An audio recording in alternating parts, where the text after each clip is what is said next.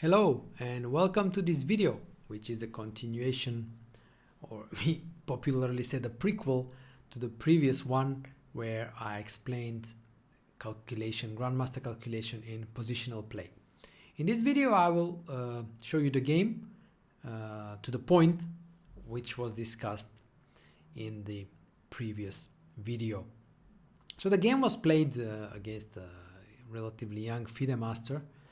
And I have to add that it was played in the morning, and you probably know my feeling about morning games. But not only played in the morning, it was played in a place which was over a 2-hour drive away from where I was staying. So I was feeling particularly groggy in the morning and not too well, to be honest. So in my preparation, I noticed that my player usually play the King's Indian defense, and knowing that I would have to travel, get up early, probably not feel too well, I decided that I don't want to engage in any theoretical debates, and I prepared a system which is quite a solid one, and a system that can pose certain problems to black. So the system I had in mind actually happened in the game. So after d4, knight f6, knight f3, g6, g3, I went for something very solid, very safe, minimizing the risk of blundering something due to my suboptimal state in the morning. Bishop g7, bishop g2, castles, d6. As expected, he goes for the King's Indian setup, and now my idea was the move b3. It's a very nice and handy system. It has been played by Kramnik, and I was basing my preparation on Kramnik's games. White's idea is simply to go bishop b2, and stop e5, and later on maybe go c4 and so on. I've never played this before, so my opponent could not have been prepared, and yet he quickly blitzed out the move e5. It is one of the most topical moves against White's setup. I knew I had to take d5, d5, and I played the move bishop a3. And in this point he started to think. This was sort of promising, but not that much, because I soon realized that I could not recall my preparation. I still remembered that theory considered as most precise here for black was to exchange queens and go rook e8.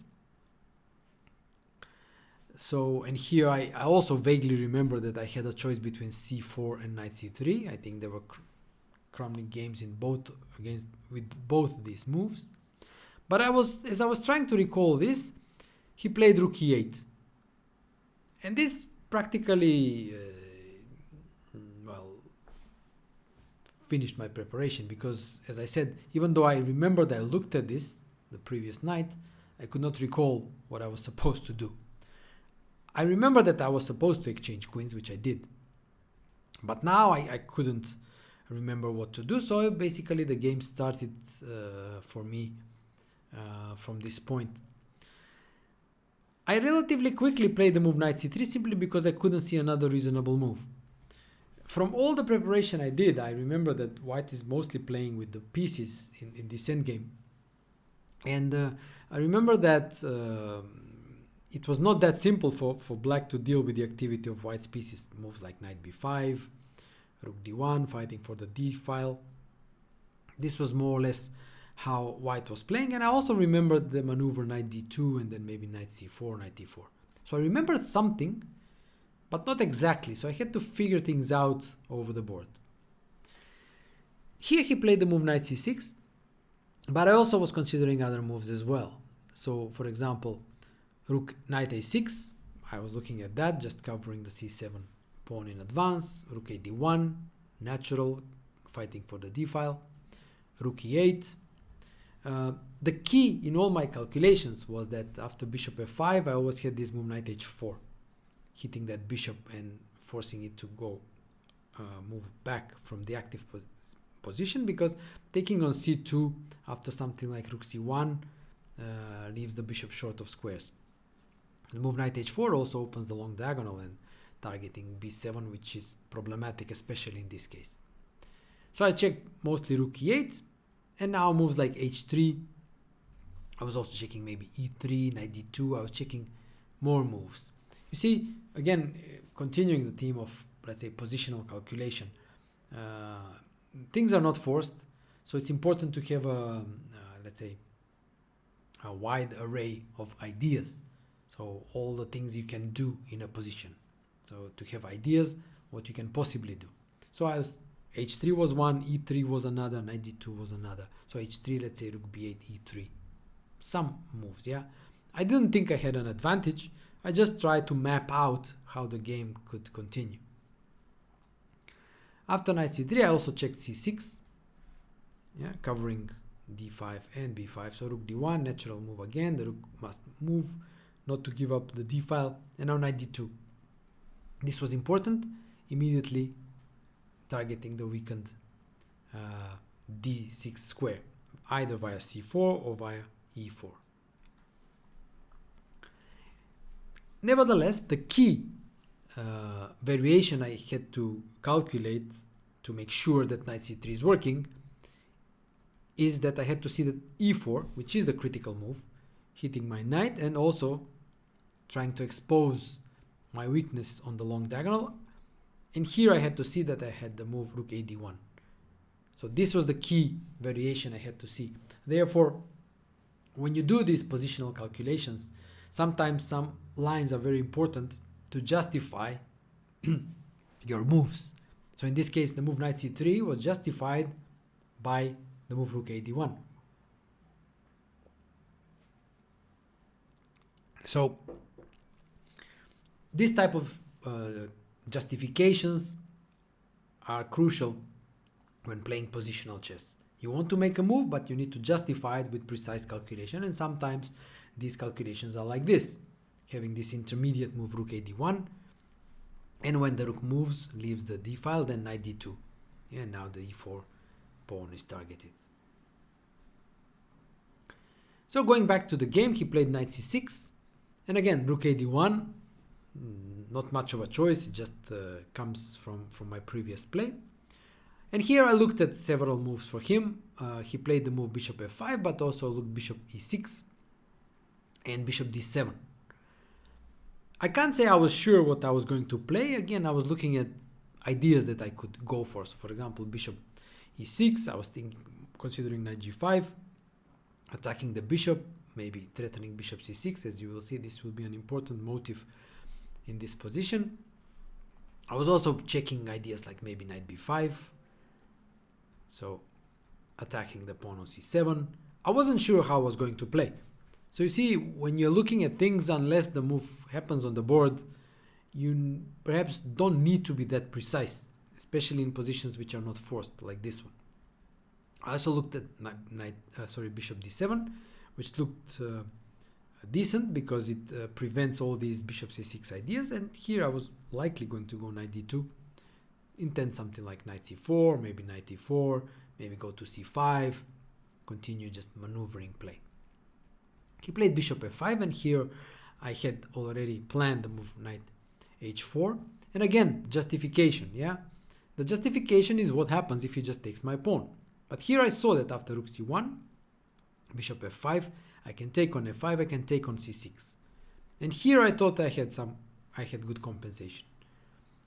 This is what I planned, and as it often happens, when I checked my notes after the game, it is actually what I had prepared. Surprise, surprise.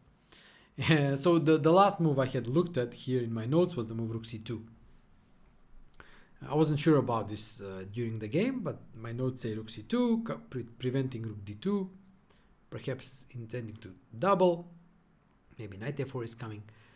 It's kind of apparent that white has very good compensation for the pawn. The important thing is that I actually saw this during the game, and that was my justification of the play, that he cannot take on c2. So after knight h4, in fact, I was expecting the move bishop d7. I thought it was the best move for black because it stops my main positional idea of bishop c6, forcing bc6 and wrecking the queenside structure. And here I didn't know how to continue, to be honest. I was considering ideas like doubling on the d file. Some knight b5 didn't look like anything in particular, because just black defends the pawn. The knight on h4 now doesn't really have much to do, but it has to stay there in order to prevent the bishop coming back to f5. So it's quite likely that I was going to go for some doubling of the rooks, maybe rook d2 or rook d3. Again, like I say, I wasn't sure what I was going to do here. I also checked bishop e6, but this looked good because I could play my main idea, positional idea, which is bishop takes e6 to wreck the queenside structure. And after bc6, now I was thinking either I could go e4, an important move, fixing his pawn on e5 and limiting his light squared bishop by controlling f5 and d5. It's a known positional motive that when you are lacking a bishop of a certain color, you should put your pawns on that color, because they in a way substitute the bishop by controlling the squares of that same color. Or alternatively, my idea was to exchange all rooks. Rook d1 takes. And again, I was quite content to play this endgame because the bishop pair doesn't really show. It's also very likely that my active bishop will be exchanged after bishop f8. So I will have the advantage of the better structure with a long endgame ahead. I was content with this. What more can you ask of from the opening? However, he went bishop g4, and I think this is the moment when he starts experiencing problems, because he allowed me to go bishop c6. Bishop c6, bc, f3. Yeah, hitting that bishop with the tempo and placing pawns on light squares. And here again we have the I calculated the line which in a way justifies my move f3, and the line is bishop h3. So you see, you always have to check these lines which are tempo lines, yeah, moves that gain tempo, and these are attacks, captures, checks. So I was calculating rook takes d8, rook takes d8, rook d1, and here I was thinking maybe it makes some sense for him to try to open the game for his pair of bishops. If he manages to do so, then the activity of the bishops would compensate his structural deficiencies, yeah, of the wrecked queenside structure. So rook d1, knight d1, and e4. This was the line I was calculating. Yeah.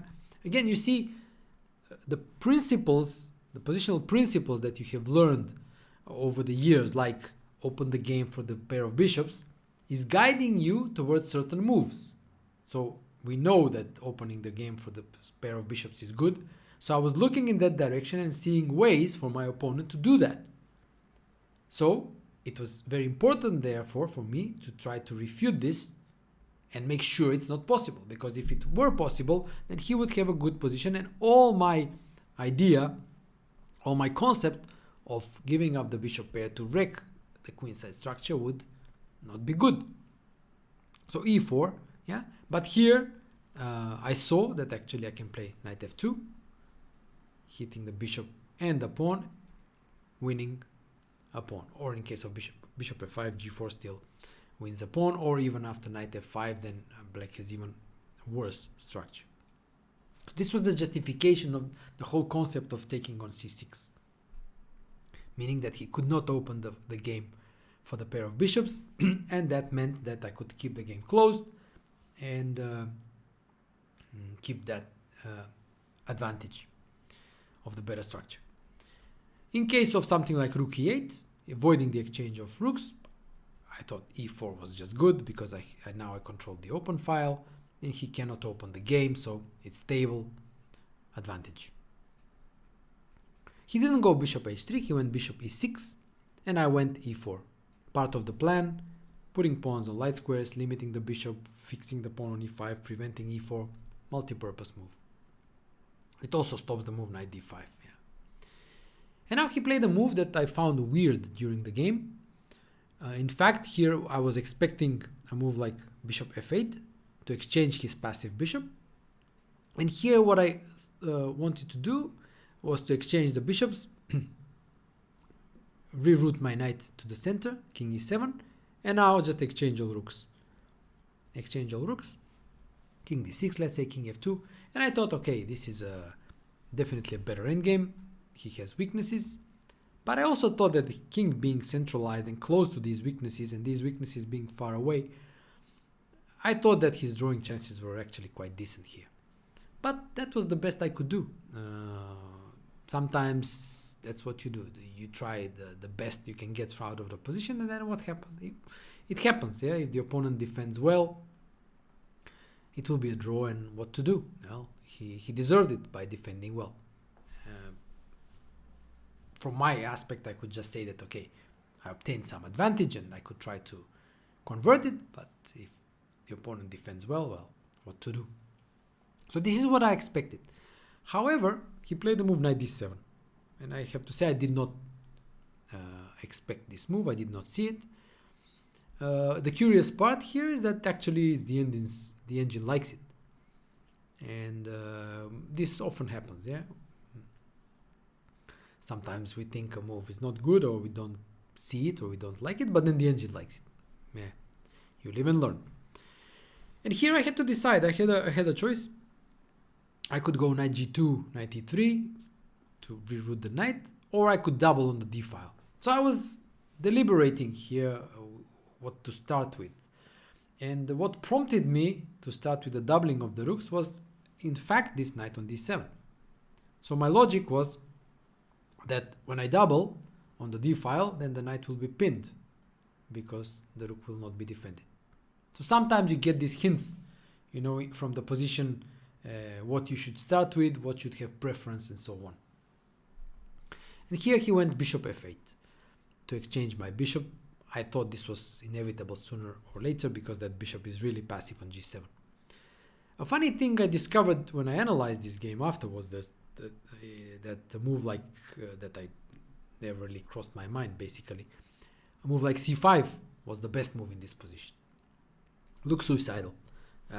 Just opening a big hole on d5, and I thought, okay, just plonk a knight on d5, and if he takes, c5 would be hanging, yeah, and this is just fantastic. But the engine just not impressed. Takes on d5, chases away the rook. Turns out black is not much worse. I would have been shocked, yeah. I mean, if he played c5, because it's not a move a human would make unless they really have extremely deep understanding and they realize that here, by giving up the, let's say, the good bishop, the light squared bishop, and leaving black with the bad dark squared bishop, you see all these pawns on dark squares, is actually the best way to go. But okay, this is what the engine says it's best, and apparently black should be able to make a draw. Well, always such moments when you analyze games, something you haven't seen, something you haven't evaluated correctly. Going back to the game, bishop f8. I exchanged on f8, double the rooks, following the plan, king e7. He also defends the rook. Time to get the knight back, knight g2. And in this moment, I actually expected him to continue along the lines of simplifications. I expected knight c5, attacking my rook. And after all exchange of all rooks on d8, king f2, we looked at a similar position a few moves earlier. This is what I intended. This is what I expected. Again, my hopes were not too high. I thought, yeah, I have an advantage, but how to get to these pawns, yeah? They're all very far. They are easily defended. So I thought, okay, I have some chances. I'll play a long game. If I get lucky, I win. If not, probably it's a draw, but what to do? Yeah. But that's not what he played. He played the move a5, and this was a kind of a surprise because I thought it shouldn't really be good because that pawn is isolated, yeah, and weak. So it makes sense to keep it as far away as possible from my forces. But by pushing a5, he's getting it closer to my forces, so I can more easily attack it, perhaps. Yeah. So just strictly from positional aspect, I thought that this wasn't really good. Obviously, I understood the idea. Yeah, he wants to get rid of that pawn. Yeah, by playing knight b6 and a4 to get rid of that isolated pawn. Maybe open the a file, get some activity. So I said, well, okay. I mean, I shouldn't be too worried because I can stop a4 by playing a4 myself if I need to, and still thought, okay, a5 probably should help me rather than him. So I played knight e3, and he played rook db8, yeah, removing the rook from the d file and intending knight b6 and a4 with some counterplay on the queen side. And here we have reached the position which I analyzed in greater detail in the previous video. So I would refer you to go to check that video and see how the game concluded. In this video I just wanted to show you the whole process, yeah, to complete the game, yeah, a little bit of insights in the opening preparation and also my thoughts and let's say positional calculations leading to this moment in the game. So thanks for watching. I hope you liked this. Subscribe, share, tell your friends about me if you like my videos. Hope you enjoyed it. I certainly did recording it. And well, I'll see you soon again.